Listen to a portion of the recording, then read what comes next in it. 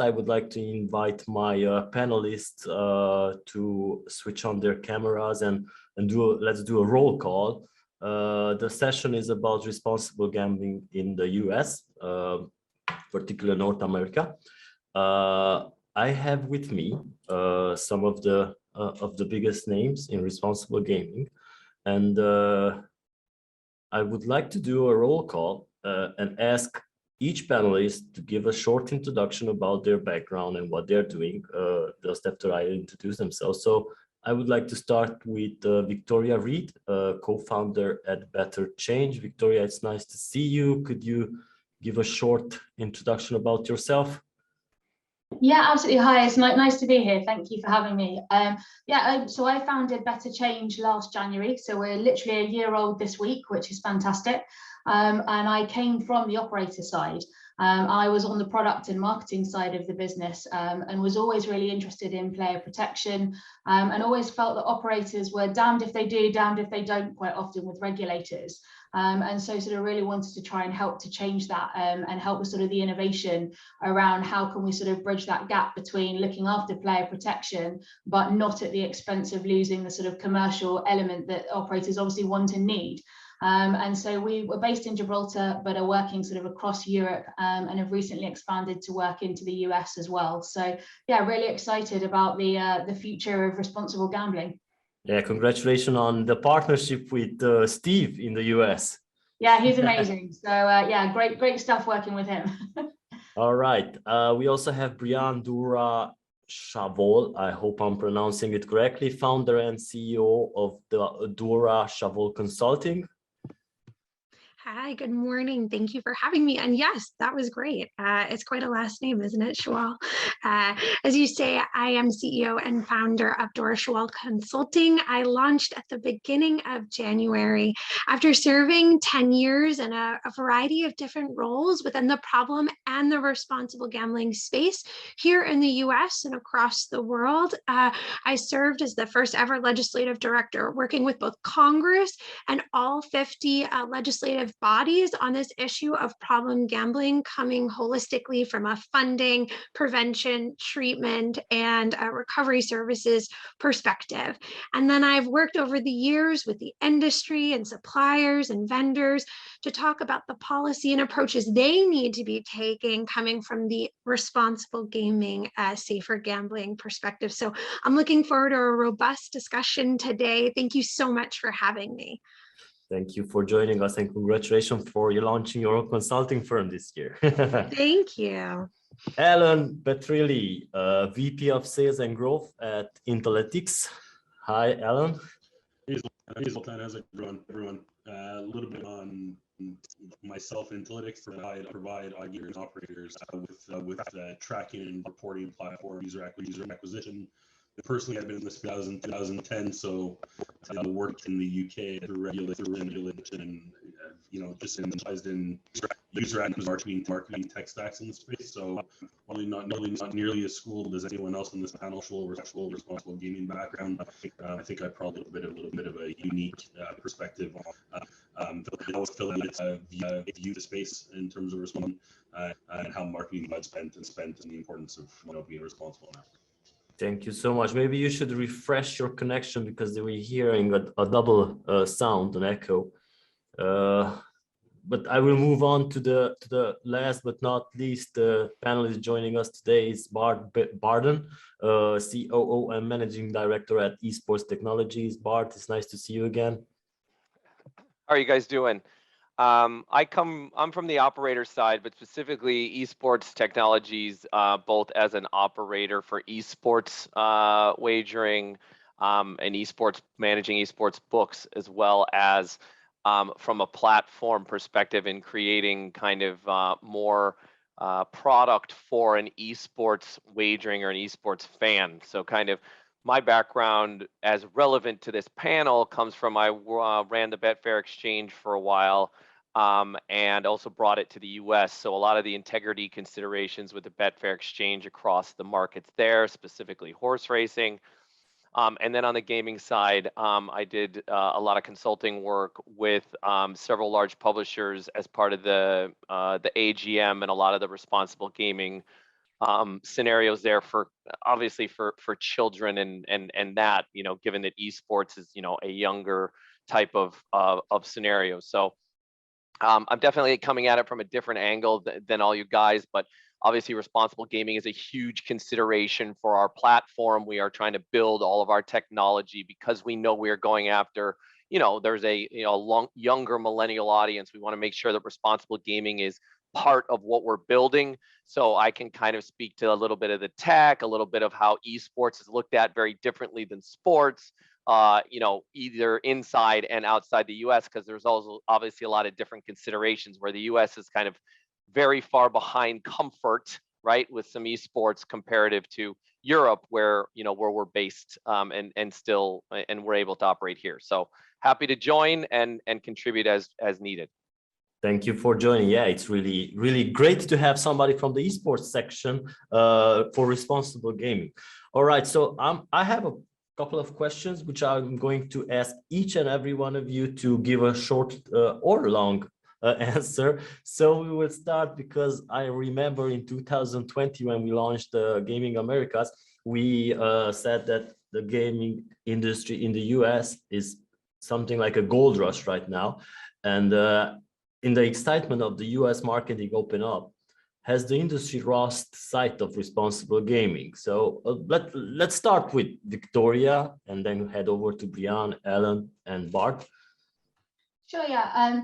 I think, like, I don't know that it's lost sight of responsible gaming, because I think, you know, again, coming from an operator side, I've seen that every operator wants to be responsible, and let's be honest, like, having someone with gambling harm, you know, it is not good for business.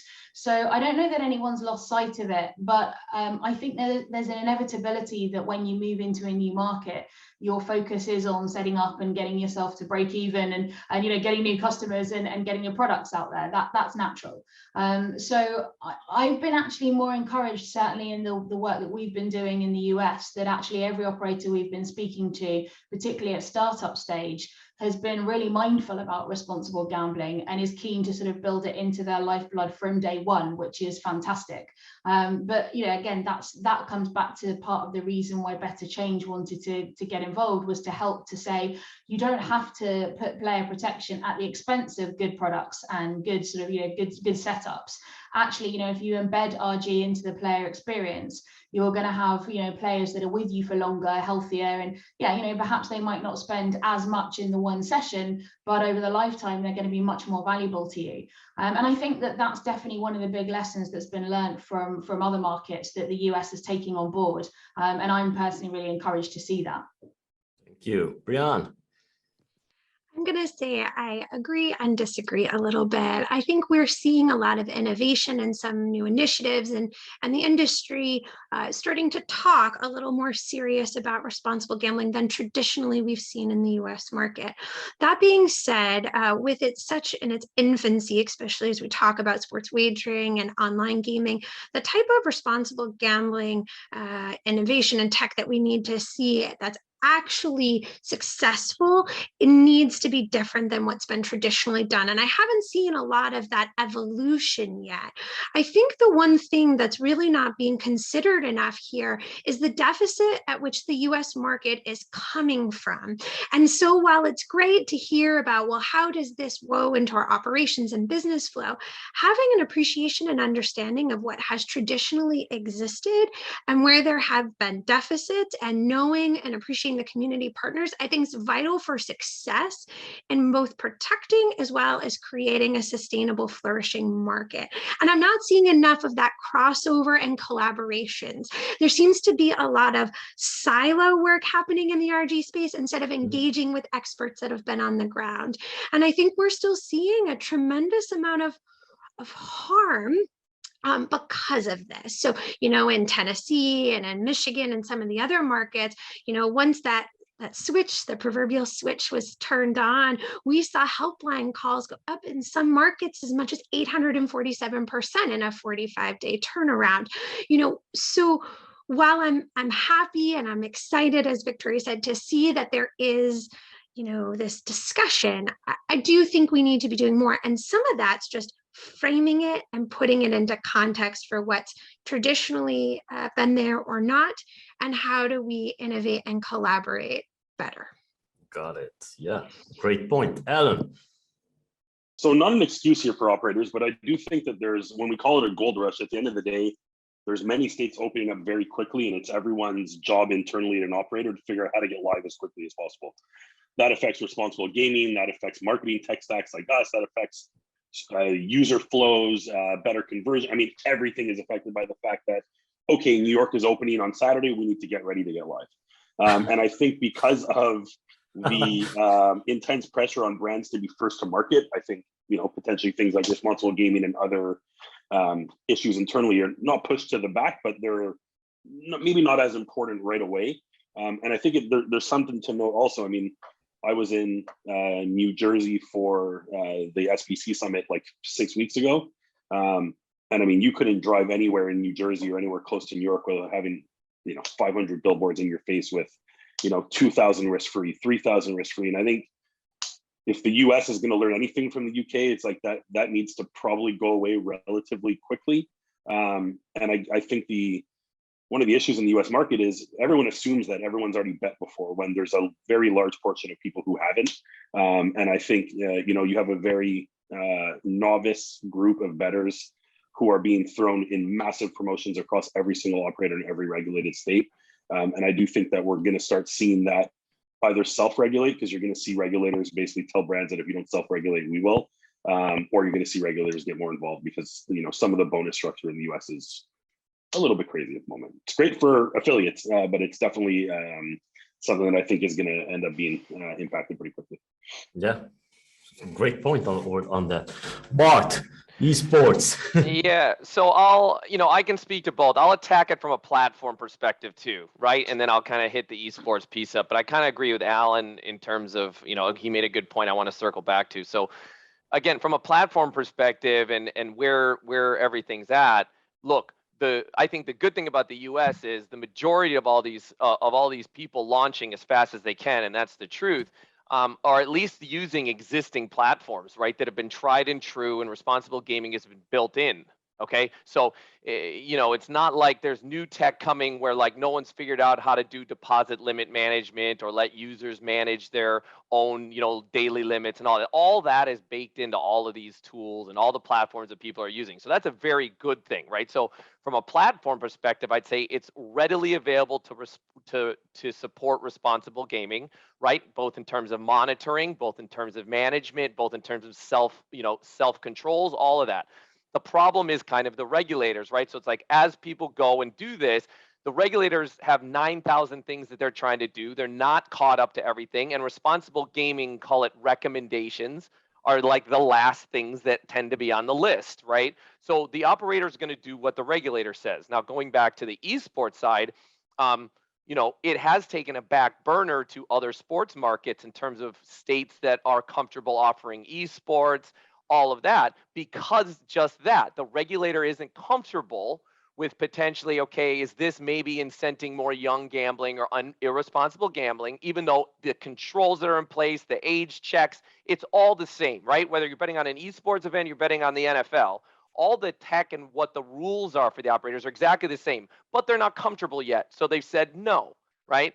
So what you need is the regulator to kind of come in and help curb and frame this. It's kind of like a priority order that usually they take, right? And I think the biggest thing, and Allan made a good point, and I think Brianne alluded to it as well, is probably where you see the most start of potential abuse is on the marketing side, right?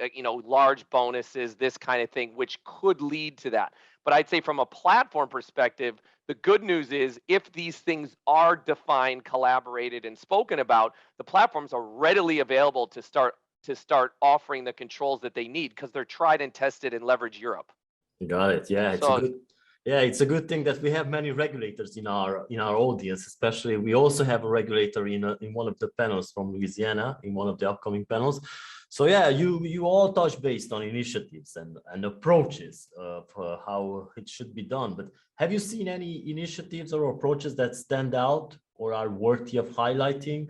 Once again, let's start with Victoria and do the same thing. Sure. Yeah. So I think there is a lack of innovation for certainty, and I think there is a lot of copycat of they see somebody do something, they'll copy it and think that that's going to cover them, and that's a real shame. But the things that I have seen, we're talking to a couple of people about how do you reactivate customers once they return from things like timeouts and self-exclusions. Certainly from the UK market, I've been really disappointed that you can say I've got enough of a gambling problem that I need to close my account for 12 months, but then at the end of that time I can just phone up and say, okay, I'm fixed now, can I have my account back? And it's back.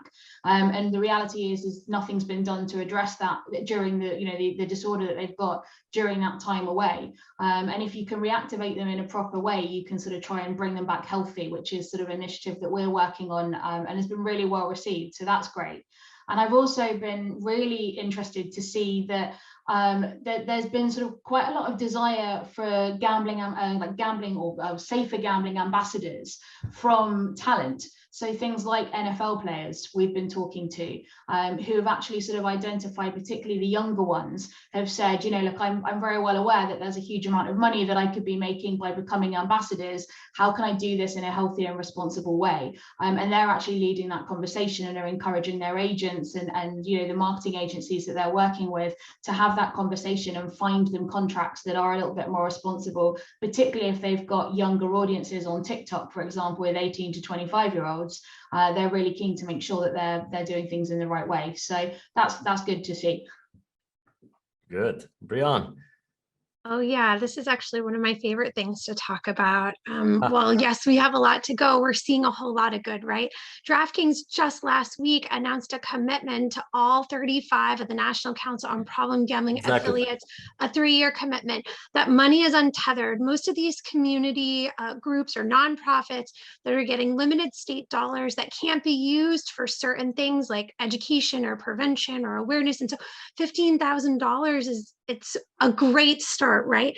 FanDuel, they have a relationship with Gamban, where there's a blocking software that's given to folks that need self-exclusion. They have Craig Carton as an ambassador. The Untamed Foundation has done work with developing an app. They have a veterans project.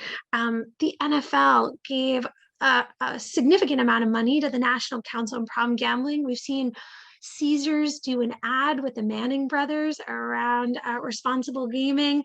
There is a whole lot of good things that are happening. And I think it's so important that while we talk about all the things that we need to do better and more of, that we also celebrate those moments of success and innovation. And, I've been a part of some of these initiatives, and it gives me a tremendous amount of pride to see the industry really stepping up where, Bart brings up a good point. Policymakers have kind of fallen short in the innovation and commitment to these things, and the industry is stepping up. And so I could talk about successes all day. I think there's a lot of good stuff here. That's good. So let's see from the intelligence side, Allan. Is there anything worthy? Yeah, I was gonna ask a little bit of a question to Brianne, but I'll save it kind of for the end. Look, we're seeing obviously a lot of brands put a lot more money behind responsible gaming. I think as they grow, you're going to continue to see this because whether they want to or not, it looks good to be funding this, right? And I do think the brands do care about it because it is the lifeblood of their business.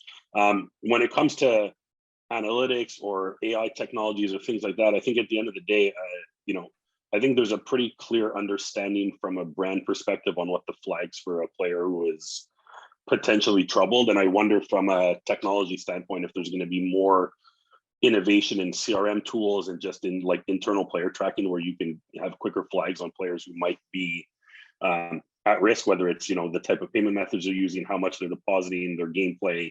And I don't have any examples of companies that are doing that right now, but I think you're going to start seeing a lot more of that come to the forefront so that brands can start identifying problem gamblers a lot more quickly and not just relying on someone kind of self-excluding and relying on their self.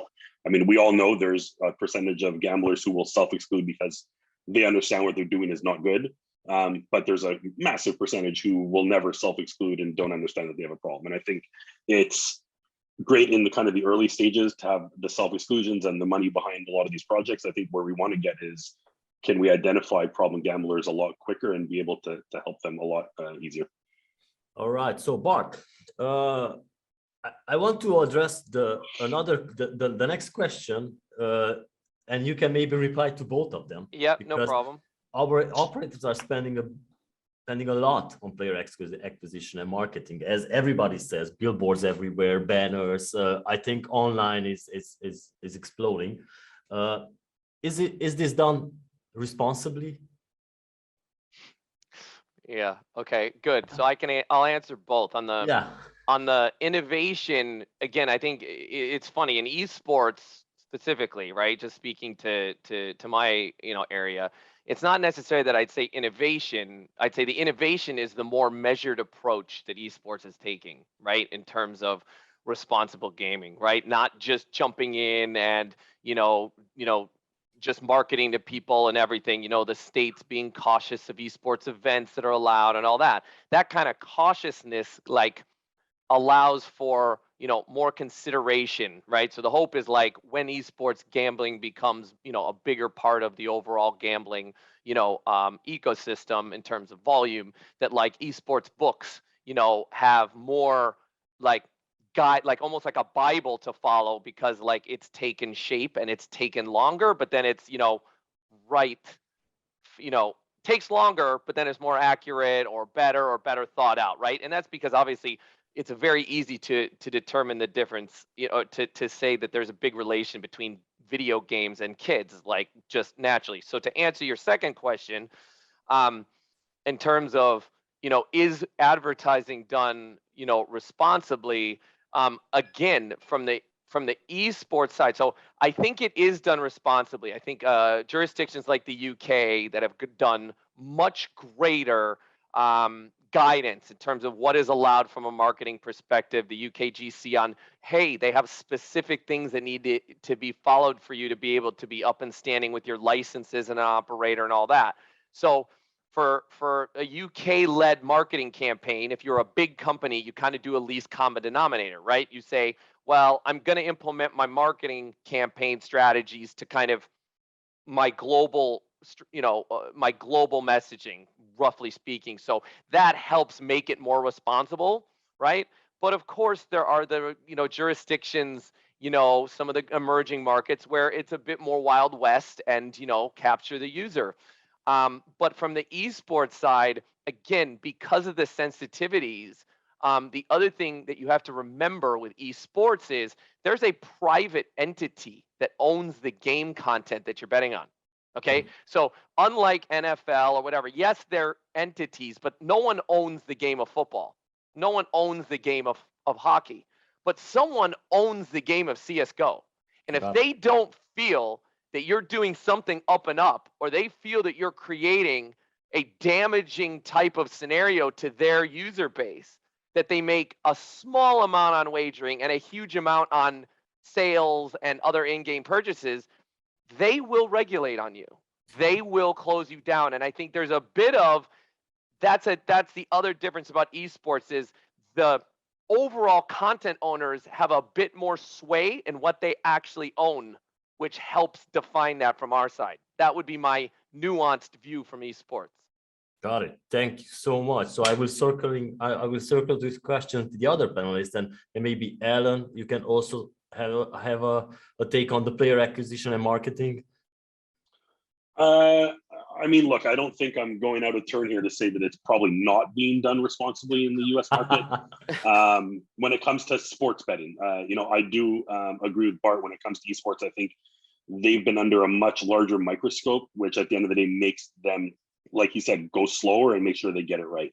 I do want to ask Bart later if Microsoft massive acquisition will have any effect on regulation, as we, because I do think a company like that might, but we can touch on that later. I think, again, from a marketing perspective, these brands are under so much pressure to acquire market share when they launch in a state. And there's no real framework to what they can and cannot do in terms of spend and frequency and things like that. Great, they have to put terms and conditions on a lot of their advertising, and they need to be careful in terms of how they position bonuses and things like that. But when you're seeing every brand competing at massive risk-free bets, basically in every single state that launches, I do think that they are going to have to get a little bit more responsible, but I also put a little bit of, I don't put the blame directly on the brands because, you know, at the end of the day, because they're in such a gold rush to attain market share, it's either every brand at the same time is going to have to pull back a little bit and be a little bit more cognizant of what they're offering players, or it's going to have to come from above. And I you know, I think it's eventually going to come from above, because I don't think any of the, call it the top 5 or 6 brands in the US market is all of a sudden going to say, I'm going to be the first brand to really take a step back and look into what am I bonusing, what am I doing, how do I make this a little bit more responsible until it's kind of done across the entire lot. That being said, I think we're going to see pressure in terms from public markets and these brands becoming profitable and starting to actually make money, and that's going to put downward pressure on some of these massive bonuses and huge player acquisition campaigns. So I think you're going to get pressures both from regulators. I think you're getting pressures from the public markets, and it's going to end up shifting it. I just wonder how quickly that'll happen. But I mean, we're already starting to see brands talk about it publicly, right? So I think at the end of the day, I think the US market, a lot of people say they haven't learned from the UK. I think we're already starting to see a little bit of a shift very quickly. And I think that that's a good sign. All right, Brianne. I think the fear of regulatory and legislative oversight to have to address this, I'm going to agree with Allan, irresponsibility is a very palpable thing right now. We've seen New Jersey, Colorado, potentially even Virginia with a piece of filed legislation looking to address this saturation, I'm going to say, of advertising and irresponsible advertising. I really think there's something to be said about truth in advertising, right? I don't believe that there's any such thing as a risk-free bet. I still have to spend money that I'm risking, right? There's a lot of misconceptions or beliefs around what it means. Like, can I take out the money? Oh, it's more betting. Is that healthy? Look, this is a whole different demographic of a bettor, especially as it pertains to sports wagering, and they're just not in general educated about it. And so there's always that inherent risk about the way it's being presented in what Allan points out very well is a gold rush. Everyone's looking about customer acquisition, and there's no shame necessarily in that, but I guess the question becomes at what expense? And I just want to point out with the other 2 questions in this one is, I don't think it is solely on the industry and their responsibility to be doing all of these things, from commitment to RG or advertising and responsibility. I think it has to be done holistically, and our policymakers and our public health officials and the industry, this is what I meant when no one's talking, and we all kind of have to own the limits and own an approach. The other thing I want to point out that a lot of people aren't talking about when it comes to advertising responsibility, customer acquisition, and all these promo deals is that in the states that have allowed for promo deductions, we're seeing obviously the state take in a lot less than anticipated because of how much money is being exhausted to get new customers. Now, certain states had allocated a portion of the state revenue for problem and responsible gambling initiatives. So with the significant depreciation in revenue from the states because of the promos, that's also negatively impacting the infrastructure for problem gambling. We're seeing a significant trickle down effect. So just kind of another way that I think it's being approached irresponsibly, not the most talked about or sexy thing, tax policy, no one likes it, but it really is having an impact on these issues from a community standpoint. And I think worth noting and us all considering as kind of legislation and policies are reconsidered. Thank you, Brianne, for your input. Yeah, Victoria, 3 out of the 4 speakers have said it's done irresponsibly. I don't think you will prove otherwise. No, you're right. I'm actually coming from as a marketing director in the UK market. It's quite horrifying to me sometimes when I see some of the ads that are in the US that are, so sort of, showing people in partying atmospheres and talking about, come and win life-changing amounts. I mean, just things that we're not allowed to do over here. So no, I agree. It's not being done responsibly. What I have seen though, and I would be really interested or hope that the US would take on board, is that the ads that we do see for safer gambling in Europe are quite dull, to be honest. And that's a real shame. It's almost done as an afterthought. Take COVID, for example. The BGC said that 20% of any advertising had to have a safer gambling message, which was fantastic. What that actually meant in reality was everyone scrabbled around at the last minute to try and figure out how do we actually deliver that. And we ended up with 1 million adverts that were just sort of animations talking about don't forget to set deposit limits and reality checks, which is really important messages, but it could be done in such a more engaging and exciting way, rather than, oh great, I'm being lectured again. And so I think that the US has got a really great opportunity here to take that creativity and actually try and come up with something that really does engage people and reminds them of the important message without making them feel like they've been preached to. Got it. Victoria, can I ask you a question? Please. On that, because so I'm a Canadian, so I'm neither from the UK nor from the US, but to me, it's always seemed like in the UK, betting has been like generationally instilled in the population, and so it's very part of like everyday life, but not only from necessarily an entertainment standpoint, because it's been shoved down people in the UK's throat for so long. It does seem like in the US market, gambling is becoming more of like an entertainment, like entertainment dollars are going to gambling, maybe a little bit more than, I don't want to say like important everyday money, but it just seems like it's a very big entertainment vehicle in the US market. You see that if you ever go to Vegas, it's a much more entertainment driven city now. So I wonder if there's any, in your opinion, if there's any differences there in terms of maybe a cautionary tale for now it's entertainment, but if they don't, curtail it, then it's going to become something that's maybe more of a generational problem. Yeah, and I can certainly see what you mean. I mean, it absolutely is. My granddad, I remember him betting on horses, and that was sort of what we spent our Saturday afternoon doing, was watching the horse racing. And that was a big day out as well. Quite often you'll go and watch sort of racing and horse racing or car racing, anything it's a big part of it. And certainly sort of, you find sort of even betting, people will sort of gambling at school, they might be betting on Pokemon cards or something like that. So it is definitely sort of part of our culture for sure. But I think, is it going to be a systemic problem? I think the thing is we have to bear in mind that it is such a small percentage of people in the UK that are actually harmed by gambling. It's like, between 0.3 and 0.5% of gamblers. So, for the vast majority, it is a legitimate, entertainment product.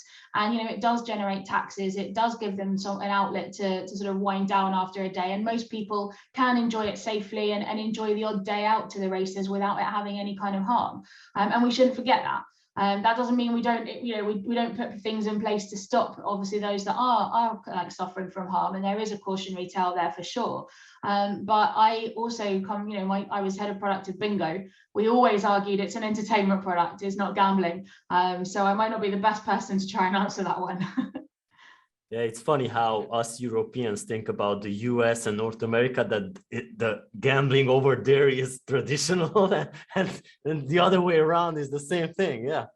So Zoltán, I'd like to say something just from the platform side. If you're talking about innovation, right? Like, not just for like an esports book, right, or anything, but just in general, like the difference also with Europe is the way that the taxes are set up, the regulations. Yes, there's country by country, but it's kind of normalized over time. Or in the US, your tax structures are so different by state, and incentives. And Brianne said about, oh, now promotion dollars aren't counted, so then there's less money for XYZ, right?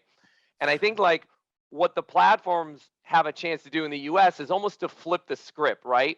To say, instead of saying, hey, I'm going to give $200,000 of responsible gaming on boring ads to try to get customers to understand it. It's like anyone, what the state should do is incent the operators to say, publish how many percentage of your customers are practicing responsible gaming.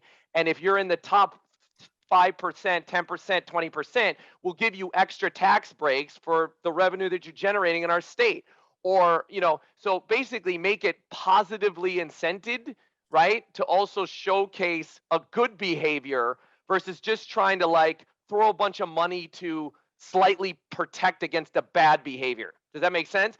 And the platforms could do that very easily. There's rankings for all of this stuff. So I think, you know, there's room for innovation using the platform. And I just wanted to say that point. You know, just people have to kind of get creative, right? And showcase some of that stuff. I think if I could just jump in, that Victoria's onto something about, you know, having ads that aren't lecturing, or I think there's a little bit more to it too. It's just about normalizing safe, responsible behaviors within gambling, because right now very much the rhetoric and messaging is do this if you think you have a problem, right? People assume that if they set limits that they're declaring they have a problem and they can't control themselves. What we as part of the industry and those of us that are kind of the satellites on the outside have a real unique opportunity to do from the start, from the foundation, is normalize these behaviors and practices as part of the betting lifeline, right? That it's just normal. Everybody sets a limit about how much money they want to play and how much time they want to spend. And this isn't admitting you have a problem or you can't control yourself, but this is the way you're going to stay safe. And this is the way the market's going to stay sustainable, because we're also only as strong as an industry as our weakest player.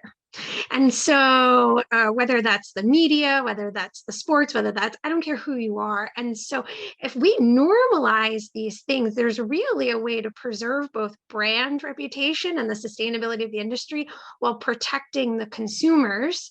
And unfortunately, unlike the UK, our prevalence rates for harm are actually far greater in certain states. You know, like New Jersey has a prevalence of gambling addiction of over 6% of the population. So that's what I mean. Like in some places, we're working at a real deficit from a harm perspective. And so I think we just have to step it up a little bit until things can get better. Yeah. Not worse, hopefully. Yeah, before I jump to my next question, there's a question in the audience coming from Jonathan, who asks about what about responsible gaming messaging from media companies? Like take Bleacher Report as an example. They put on very aggressive gaming content via their betting, Bleacher Report betting, but don't have any regulatory oversight as an operator would. So maybe you guys can type some answers for Jonathan over there while I address the next two questions, actually. So how can operators or affiliates be even more responsible? I know they're not. So this part, be more responsible, should be taken out when it comes to communicating with players. So this would be my first question. And maybe complement this about what is the risk of not prioritizing safe gaming? What long-term impact might this have on the market? Because we also touched based on sustainability. So Victoria, maybe would like to take this one first. Yeah, so in terms of what they can do to be more sustainable, it is about trying to understand who you're talking to with the right message at the right time and in the right way.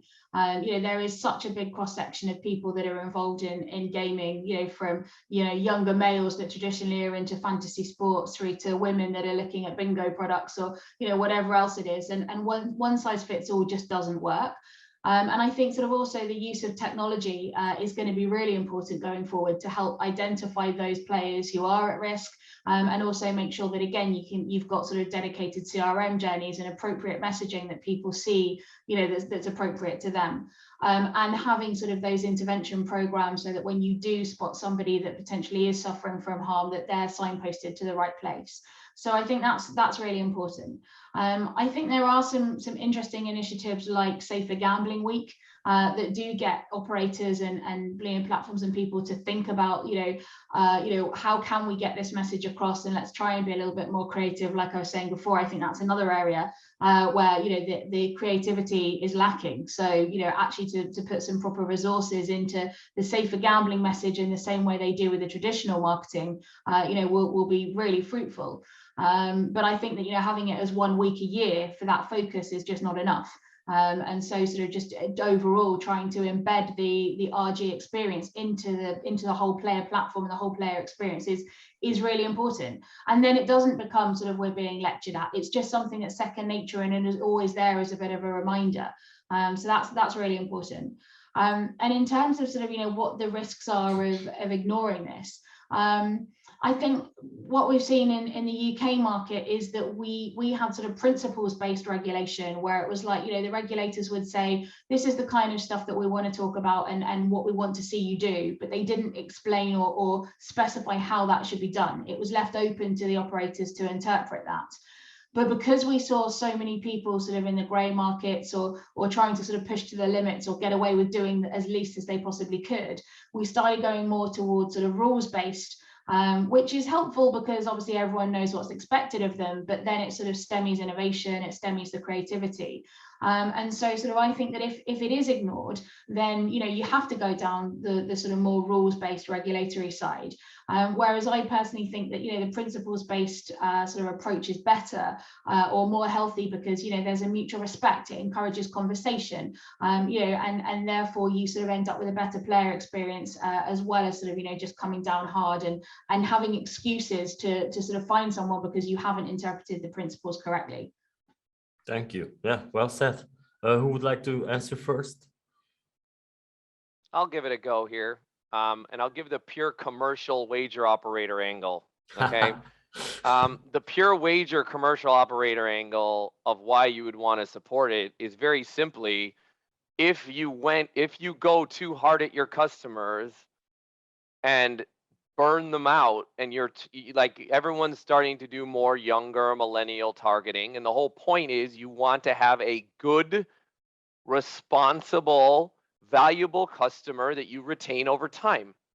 So if you go blow them out in the first 2 years and push bad, don't manage their responsible gaming and don't administer all these controls, then you're losing a potential very good lifetime customer who could be a very responsible and you know, good, you know, stream of revenue for you, to be honest, as a wager operator. So you're incented, especially if you're, you know, you see some of the more millennial targeting and this stuff, right? You want to hold on, you know, to that customer as an you know, someone who's going to partake in your form of entertainment, build your platform, build your product, and build your responsible gaming to unify, such that you build that trust in your esports book for us, right? To be able to retain that customer forever. That's what you'd hope. So you don't want to do anything that jeopardizes that, purely from a commercial perspective. Got it. Thank you. Allan. Look, I think we've talked a lot about regulators as part of this conversation, and, you know, we need to be careful because regulators will eventually crack down. I think it's also important that if the industry is not careful, that payment systems, banks, like there's a lot of other heavy influence parties that can eventually crack down on gambling and make operators' lives a living hell at the end of the day, right? Yeah. You know, you see every other day banks, financial institutions, credit card companies shutting down other verticals because of the way that they operate. We saw that in like rebuild free trial stuff that basically overnight went away for like 80% of the industry. So I think at the end of the day, if the industry doesn't kind of self-prioritize safe gaming, it's not only regulators going to come down, it's going to be could be sports leagues, it could be bank. I mean, there's so many industries that do take a lot of money from gambling, but it still makes up a small portion of what they actually earn, that I don't think they will hesitate to leave gambling if it's not done properly. So I think that's very important. When it comes to how operators and affiliates can be more responsible when it comes to communicating with players, I mean, look, I think it is important to note that we are in a much better space right now in the US market than we were in any other market 3 or 4 years ago. You know what I mean? You're not scrolling Facebook seeing McDonald's employee bets $10 and pays off their house and their entire family's well-being for the next 20 years. You know, there's a lot of sketchy marketing techniques that happened over the last kind of 5 years internationally that we're not necessarily seen as much of in the US market. So I do think it's important to talk about some of the good that's coming out, and you know, a lot of affiliates and a lot of marketers are doing it in a responsible, good way. I do think that there needs to be more education, whether that comes from the brands or whether that comes from third parties, on how to bet, what you should be betting on, where you should be careful. You know, we on our agency side of the business, we work with a handful of you know, call it big affiliates or big media companies that are starting to really pump out content to help players understand. And I think there's still a massive room for education in the industry in the US market when it comes to betting. Again, we make an assumption that it's the US, everyone knows how to bet, everyone has bet. I think that's a very false assumption if you look at the market as a whole. And I think you're starting to see each individual brand come out with more help centers and more content in terms of education. I think that's going to be very important, because the worst thing to do is to drop someone uneducated in a book with high limits, with a bunch of content that says you can win a free bet and win a bunch of money. Like, that is not a flow that's going to be sustainable long term. So I do think there's a big education piece that's to come. Thank you, Allan. Brianne. Not to be redundant, but I think Allan's right. There's a real large education component here. I don't think the media is completely indoctrinated into the responsibility for which they have to own in all this, and the significant influence for how their presentation carries. Again, we're talking about at large new uneducated bettors, and really they can be easily swayed by what's being presented to them, both in promos as well as just presentation. That if we're going to all of a sudden normalize big bets and big losses, because that's the only way you win big, this young impressionable demographic is going to find themselves very quickly in hot water. And so I think this is another instance of where both regulators and industry need to be holding the media counterparts a little bit more accountable, bringing them to the table to kind of highlight, like, these type of potential predatory practices aren't going to be allowed, because it's the only way I'm going to be able to protect my license and my customers long term, and helping the media kind of see that role that they play, because that will really drive customer acquisition, of course, but also retention. And while everything now is on customer acquisition, we're going to have to start moving over to that retention not long. And so how do affiliates in the media play a role? I was just finishing up my response to Jonathan, which talks a little bit about this, and just, I don't think we're doing a good enough job, bringing our affiliate counterparts to the table to say, come on, let's talk about what kind of coverage and good behavior you can be promoting here. Again, moving that normalization to RG instead of the anomaly. Can Okay. I add to that? Can I add to that really quickly?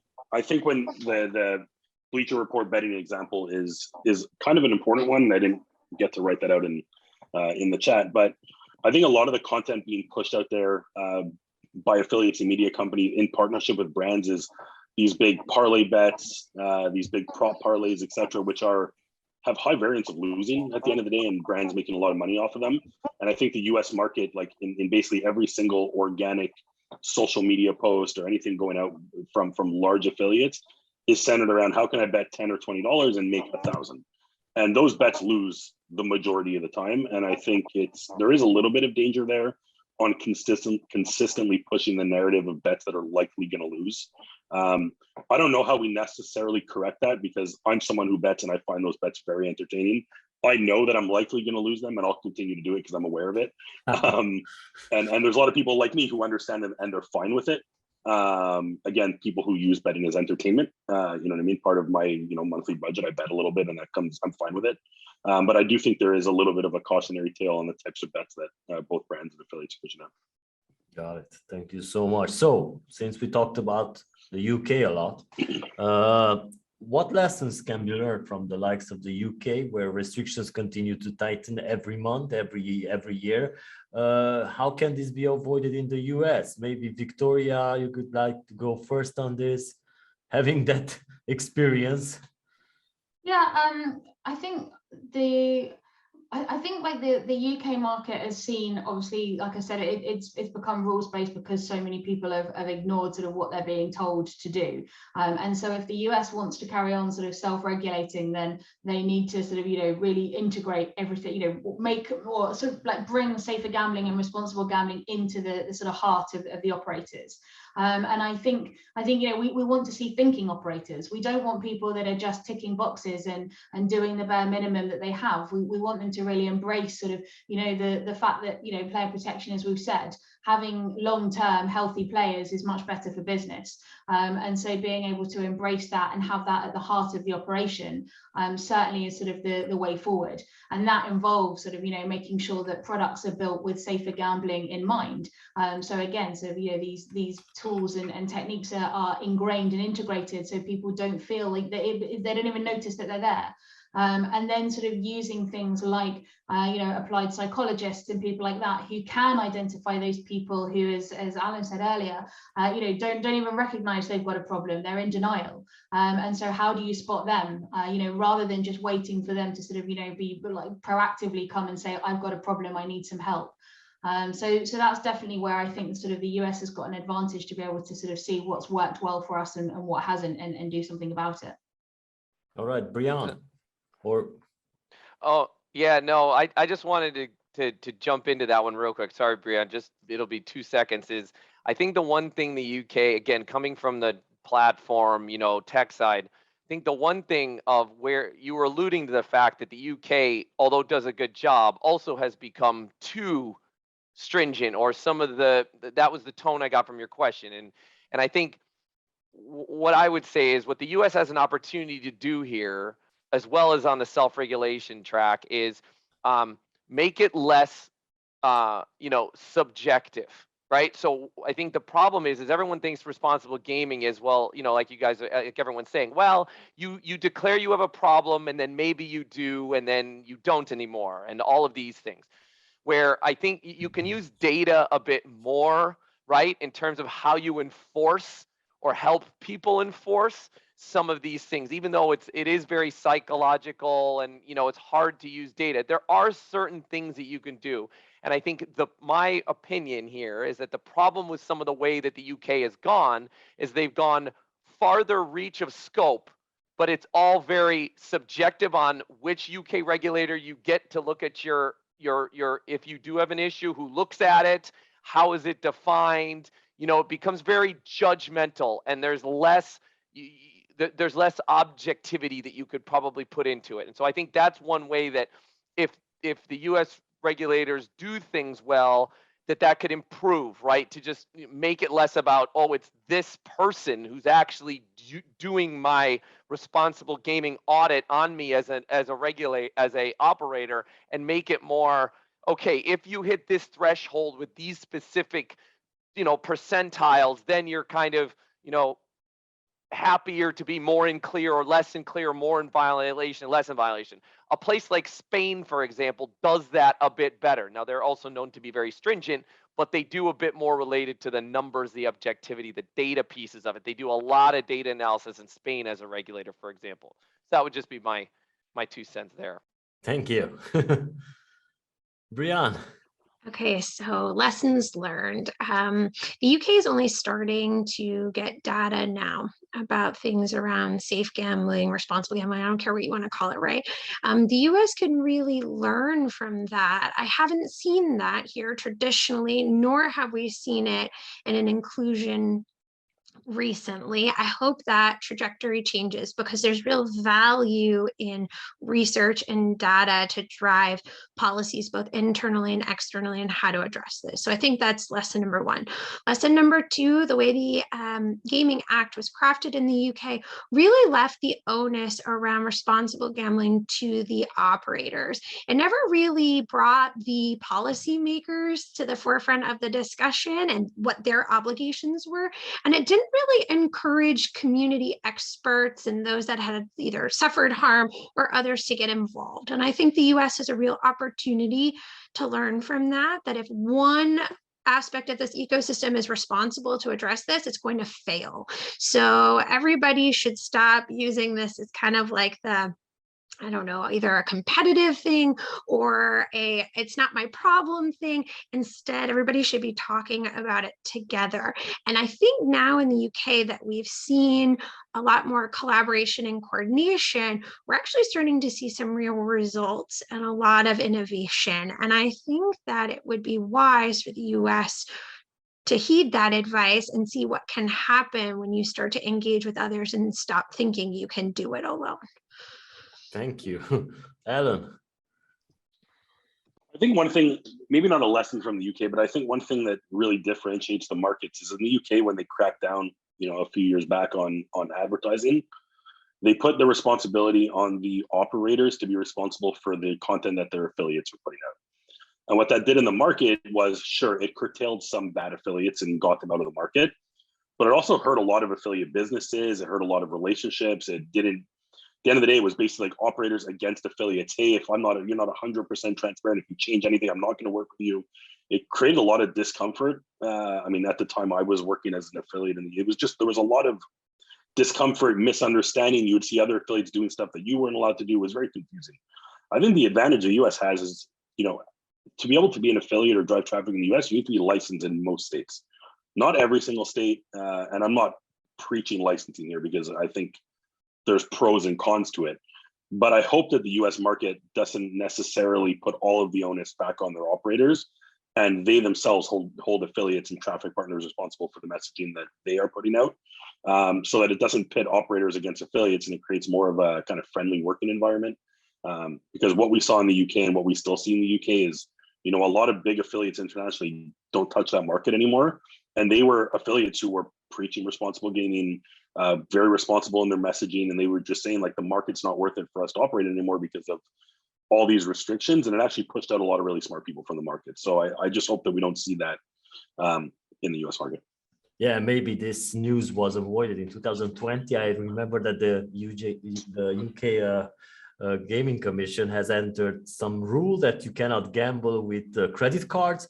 So affiliates were publishing news that you can take the money out of your credit card, charge it to your prepaid card, and start gambling. So this was something that they did not think about when communicating. All right, yeah. So we have about 3 minutes left and one question. I would like to have some short answers from you about how can the industry ensure the right approach is taken to responsible gaming in the US market. So, Victoria? I think collaboration is key with the regulators. That is my absolute one. I think we've just been touched on then. There is a lot of sort of them and us. And there's not a lot of open dialogue with, certainly with the UK regulator, which I'll probably get shot for saying. But, if you go to them with ideas and innovation and ask how it's accepted or what they think of it, you're going to get a sort of a really sort of vague response back. And I'll say, yeah, it's up to you if you go for it. But, just don't give you the confidence to try new things. Other regulators, so for example, like the Gibraltar Regulatory Association, are much more open. You can go straight to, the Chief Commissioner's office and have a conversation and share your ideas and your suggestions, and they'll give you honest feedback and will say sort of, I like this, I don't like that, and it's very clear where you stand, and it certainly encourages that innovation. So yeah, collaboration with the regulators is my key one. Thank you, Brianne. I think the industry can put someone in a position of leadership within their operations in charge of all things responsible and problem gambling. Someone who is in the decision-making rooms from the marketing as well as the business development, someone who really has an understanding that's comprehensive and appropriate about how RG could be positively and negatively impacted by decisions being made by the entity at large. Until someone is elevated at a level of decision-making that handles this and shows the greater business how RG really does transcend everything that they do, that to me would be the #1 priority, is elevate someone, not lower management, not someone given lip service, really give someone the power to really weigh in. Great point. Allan. I think kind of three things. I think what I spoke about earlier in terms of automation and access to data and using that to be able to inform decisions on responsible gambling is important. I think speaking to problem gamblers and getting their feedback as to why they ended up in that situation and actually using that information with both affiliates, with operators, and with the general public, I think is important. And I don't know how much of that happens. Like I said, I'm no expert in this area, but I do think go directly to the source to understand why and use that information. And then, because the US is so fragmented, I think more cross-state collaboration and making sure that we're looking at it from a US-wide, not just a state-by-state issue, because as the US continues to regulate, this is going to impact the whole country. And you definitely don't want conflicting policy when it comes to responsible gaming. Thank you. Bart. You know, I'd say, I said it before, it's more of like almost a much clearer and agreed why this is good, not treating it as something you have to do, right? Kind of from the operator side, right? It's like if there's very clear, this is the value for this, not just because you want to be a better person, right? Or this is dangerous. Okay, but it's like, here's why this is good for your business. This is why this is good for this. And again, I'm speaking from an operator view, right? Better communication that's the case, which will then help people collaborate to want to be better, right? I think is one way. So it's a collaboration. I totally agree with Brianne. It's Victoria. It's collaboration, but it's in that almost a positive incented way versus a hand slap collaboration, right? Which is kind of how it's been to date. Okay, thank you. And that's such awesome words to wrap up this panel discussion. I would like to thank you for these great inputs that you have given us today on RG, and look forward to meeting you once again at our next session in April. Hopefully we will have more, maybe some projects that were already are cooking right now.